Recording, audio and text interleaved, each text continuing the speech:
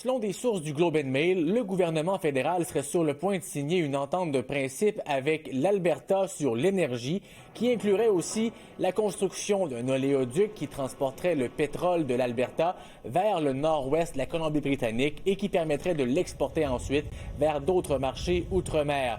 L'accord inclurait aussi une exemption à l'interdiction des navires citernes de circuler dans ces eaux de la côte ouest, ce à quoi le premier ministre de la Colombie-Britannique s'oppose. Il faudra son approbation, insiste Stephen Guilbeault.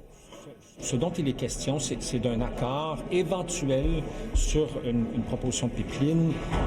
Et si le pipeline devait aller vers la côte ouest, ce que le premier ministre a dit à plusieurs reprises, le ministre Leblanc l'a dit également, c'est qu'un pipeline comme ça devrait se faire avec l'accord des provinces participantes. Donc, si on allait sur la côte ouest, il faudrait que le BC, la Colombie-Britannique, soit d'accord avec ça.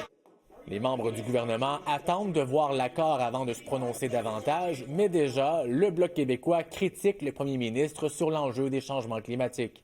Depuis son arrivée en poste, ce ne sont que des reculs en termes de lutte au changement climatique. Abandon de la tarification carbone, abandon des obligations pour les véhicules électriques. Le dernier budget, j'y reviens, c'est encore une fois de l'argent pour les pétrolières et gazières. C'est l'abolition du plafond d'émissions pour les pétrolières et les gazières. Soulignons que cette histoire fait surface au moment où se déroule la COP30 au Brésil et que le Canada est sous les projecteurs pour ce qu'on qualifie là-bas de recul dans ses politiques climatiques. Olivier Ferron-Boissé, TVA Nouvelle, Ottawa.